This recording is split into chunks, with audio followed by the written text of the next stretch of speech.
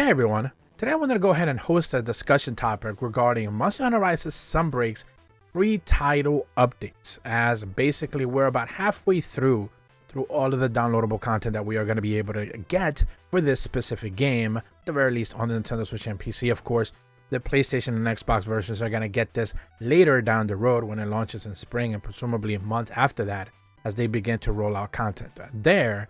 And today what I wanted to discuss was pretty much kind of go over pretty much all the content we've received so far for Sunbreak and put it as a direct comparison to the stuff that we got in base Monster Hunter Rise. Remember that in base Rise, a lot of people were upset at the lack of content after the 3.0 update that we got, where pretty much they closed out the story. After that, we pretty much just ended up getting collaborations and stuff like that. And people were pretty upset with base Rise just for the lack of content post-support launch. Whereas Sunbreak has been completely different. It has been almost the opposite side of that. They have been overwhelmingly giving us more extra content, but it feels like a lot of people are kind of like burned out at the type of content that we're getting. So I certainly want to encourage you guys in the comment. Let me know, how excited are you with the content that we have received so far, the 3 title updates that are already behind us and the ones that are set to come into the future, or are you just disappointed overall in the entire package? So do let me know in the comments. I certainly want to encourage everyone to let me know.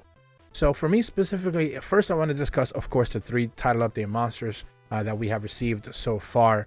Of course, starting with Seething Bazelgeuse, Silver Rathalos, Gold Rathian, Lucent Nargacuga, Risen Chameleos, Violet Mitsuzune, Flaming Espinas, Risen Teostra, Risen Kushala Aura, and lastly, of course, Chaotic Gore Magala.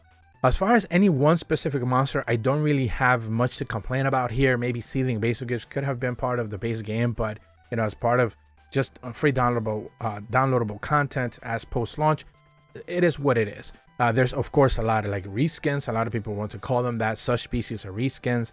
A little bit of elemental changes. Maybe it gradually looks different, but ultimately it's still just kind of like the same monster, just a more beefed up version of it. That is what anomaly investigations have been for the most part, of course, but that is just kind of like the way that they were designed from the get-go. They were just found a way to give us a more powerful version of those monsters, and that is what anomaly investigation monsters for pretty much every single monster in the game has already been. As far as these monsters are concerned, especially the risen ones, I think they could have done a little bit more to make them stand out a little bit more differently, but at the end of the day, I don't really have that much of a complaint with them. I think the Flaming Espinas and Violet Mitsuzune were certainly the standouts here out of everything. Says technically Violet Mitsuzune is the new monster out of the entire pack.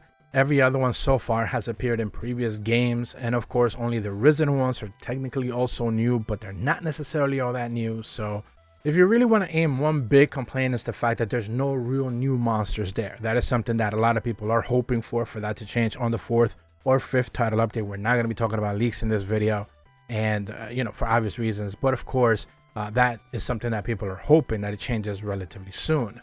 Now, as far as, like I mentioned, anomaly investigation monsters are just a little bit more powerful versions of the stuff that we already had before, and if they would just simply give us event quests with anomaly investigation monsters, I probably wouldn't necessarily have that much of a complaint of anomaly investigation monsters. The problem is, though, in order for you to be able to like do them or like have a real reason to do them, it's only because you're farming materials for a very specific drop, or farming materials for curious crafting or whatever the case is.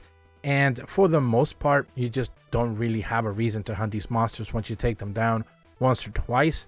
And event quests could change that, but Capcom has kind of like opted into not doing that just yet, which I feel like is a complete miss on that regard, especially when event quest so far has kind of been god awful. They have not been good at all. Every single event quest, almost for the most part, the quest itself, we're not even talking about the rewards, has just been kind of mediocre. I'm not a big fan of the way they have just kind of decided to go with that, because they are not even anomaly investigation versions of those monsters. They're just a normal version of that monster, and they have not necessarily done a very good job at giving us a challenge, which is what I think they should probably be doing at this point in time. Maybe that will change in the future, but I keep saying that every free title update, and it seems like it's just not getting done. Now, as far as the rewards for the quests themselves, it varies. I know a lot of people just want armors and weapons and stuff like that, and they're not giving us that.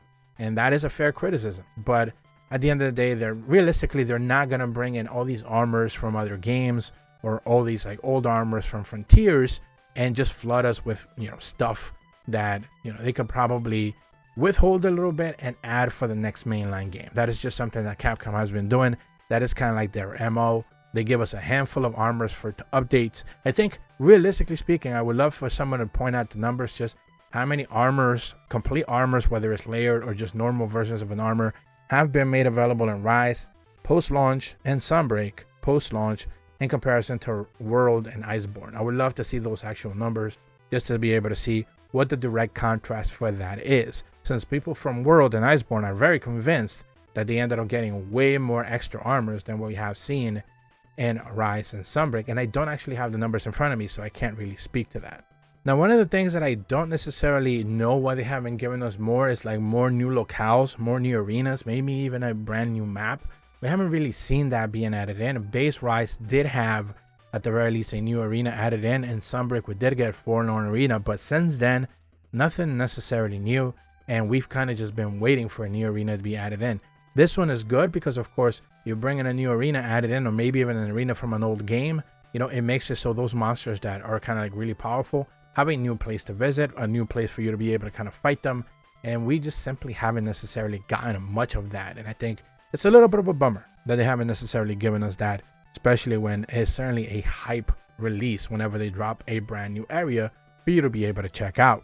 But I think the best thing they've done all around is the fact that this game is now going to be available on PlayStation and Xbox consoles, and it's going to be the definitive version of the game. This is something that I touch upon in another video. Maybe the videos already went live or is going to go live after this, but it is now becoming the definitive version of Monster Hunter.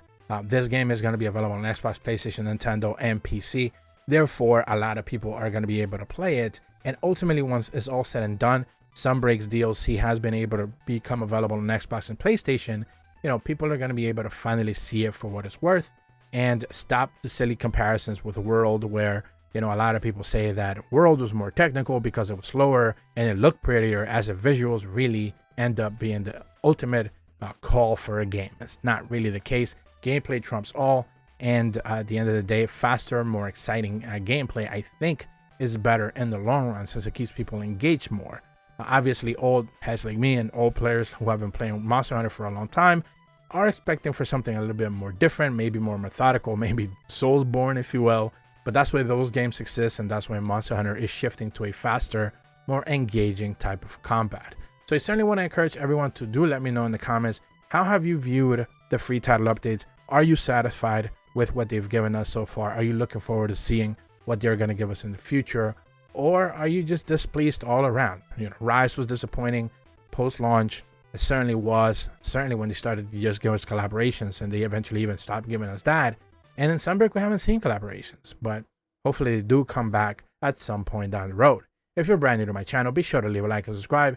Hit the bell to receive notifications when the videos go up. And as always, thank you so much for watching. See ya.